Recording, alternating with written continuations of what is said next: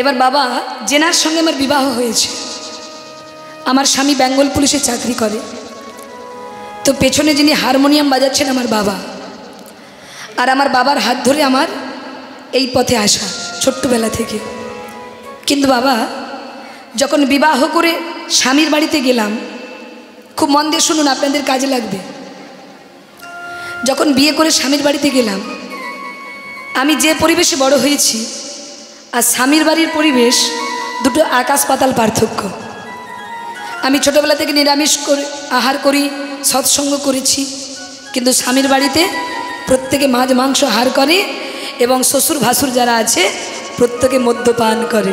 নিতাই গৌর হরি। এমন একটা পরিবেশে গোবিন্দ আমাকে পাঠিয়েছে। ওই যে একটু আগে বললাম, গোবিন্দ ভক্তকে বড় কাঁদাতে ভালোবাসে। পরীক্ষা দিতে হবে না মা, তুমি কতটা তাকে ভালোবাসো তার পরীক্ষা তো সে নেবেই। দেখুন স্বামীর বাড়িতে যখন গেলাম, আমি তো ওগুলো সহ্য করতে পারি না মা, কিন্তু আমাকেই ওখানে পাঠিয়েছেন। বাচ্চাগুলোকে একটু চুপ করতে বলুন। তা দেখুন মা, আজকে যেই বাড়িতে সবাই একদিন আমিষ আহার করেছে, যারা মাছ মাংস ছাড়া খেতে পারতো না, আজকে গোবিন্দের কৃপায়, গুরু কৃপায় তারা প্রত্যেকে আজ প্রসাদ ভোজী হয়ে গেছে।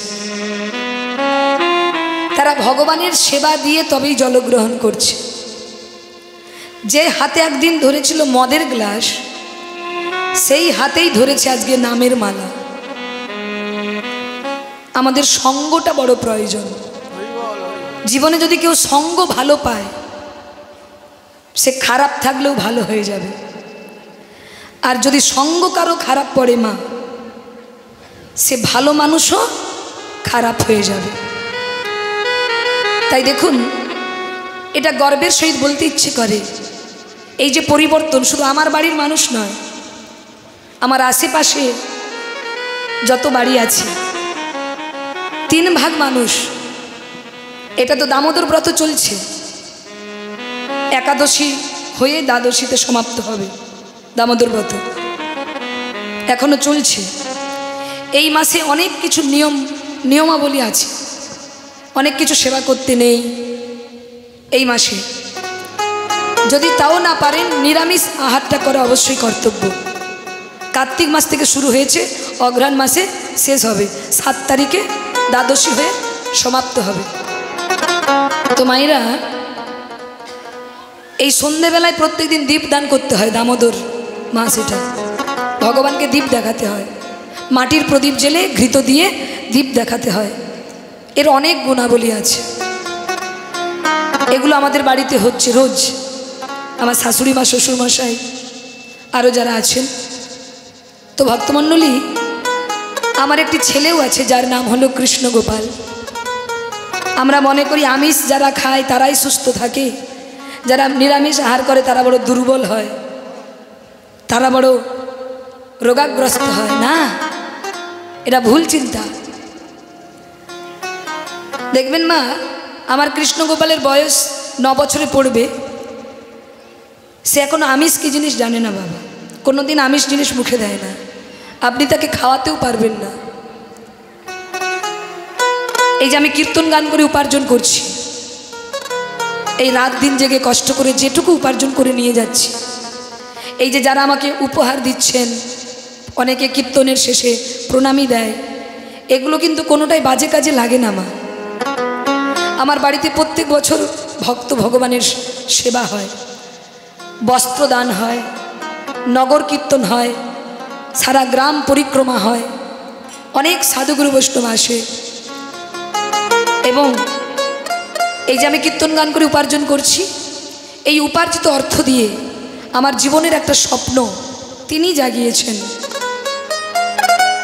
এই উপার্জিত অর্থ দিয়ে আমাদের গ্রামটাকে পুরো পরিবর্তন করার জন্য, আমাদের গ্রামের নাম হরিনারায়ণপুর, পাঁশকুড়া থানা, পূর্ব মেদিনীপুর। ওই হরিনারায়ণপুর গ্রাম নামটা ভালো না? ভালো কি না? হরি আর নারায়ণ। তো হরিনারায়ণপুর গ্রামকে হরি আরাধনার জায়গা গড়ে তোলার জন্য আমাদের গ্রামে আমার বাড়ির সামনেই একেবারে রাস্তার ধারে 1 বিঘে জায়গা কিনেছি, যেখানে গোবিন্দ মন্দির নির্মাণ হচ্ছে। গোবিন্দ মন্দির নির্মাণের কাজ শুরু হয়ে গেছে। শুধু গোবিন্দ মন্দির নির্মাণ তা নয়, ভক্তদের থাকার ব্যবস্থাও হবে, তবে ধীরে ধীরে। কীর্তন গিয়ে আর কতটুকুই বা রোজগার করি, ওখানে তো কোটি কোটি টাকার ব্যাপার। তো মায়েরা, এই যে আপনারা আমাকে উপহার দিলেন, অর্থ দিলেন, এই বিন্দু বিন্দু করেই একদিন সিন্ধুতে পরিণত হবে। তাই আপনারা ভিক্ষা দেবেন, সহযোগিতা করবেন। আর আপনাদের গ্রামে যেই হরিনাম হয়, বলে রাখি মায়েরা, মন দিয়ে শুনুন। এই যে মায়েরা, দিদিরা, দাদারা মিলে ভিক্ষা করে এই যে অনুষ্ঠান করছে, আপনি সারা জীবনের যত অর্থ উপার্জন করছেন তা থেকে কিছুটা হলেও গোবিন্দ সেবায় লাগাবেন, তাহলে ভগবান বড় খুশি হবে। আর ভগবান যদি খুশি হয় না, ওই যে একটু আগে একটা ব্যাখ্যা দিয়েছিলাম যে গোবিন্দকে যে এতটুকু দেয়, গোবিন্দ তাকে অনেক দেয়। এটা তো আর কোনো খারাপ কাজে লাগছে না। কীর্তনিয়াদেরকে দেবে, আপনাদের ভিক্ষা যারা কীর্তন গাইছে তাদেরকে দেবে, ভক্ত সেবা হবে। আপনারাও চাইলে আপনাদের গ্রামে প্রত্যেক বছর এরকম নববৃন্দাবন গড়তে পারবেন। তাই আমার কমিটি দাদাদেরকে সহযোগিতা করবেন, তাদের পাশে থাকবেন, সাথে থাকবেন। যতই ঝড় আসুক, ঝড় মানে কি? মনোমালিন্য, ঝগড়া, এই যে ঝড়, অশান্তি, যতই ঝড় আসুক, অশান্তি আসুক, যে সময়টাতে হরিনাম হবে ওই সময়টা সবাই এক হয়ে পথে নামবে, গোবিন্দের জন্য ভিক্ষা করবে, গোবিন্দের জন্য মাধুকরী করবে। দেখবে ভগবান কত খুশি হয়েছে। নিতাই গৌর হরি হরি বল। ভগবানের জন্য কিছু করো, ভালো কাজের জন্য কিছু করো, তাহলে তোমার অর্থটা জমা হলো, একদিন ভগবান শতগুণে তোমাকে ফিরিয়ে দেবে। তারপর এখানে দেবার পরে যদি বেশি হয় তখন আমাকে দিও। নিতাই গৌর হরি বল। এখানে দেবার পরে যদি বেশি হয় তখন আমাকে দিও, আমাকেও কিছু ভিক্ষা দিও, আমিও যেন আমার ভগবত সেবায় লাগাতে পারি। আর যদি এখন তো অনেক উন্নত যুগ, কারো যদি মনে হয় মন্দির নির্মাণের জন্য সহযোগিতা করবেন, আপনারা ফোনে যোগাযোগ করতে পারেন, ফোনের মাধ্যমেও দান করা যায় এখন, আপনারা অবশ্যই যোগাযোগ করবেন। নিতাই গৌর হরি হরি বল। হরি বল, হরি বল। কেশব মাধব।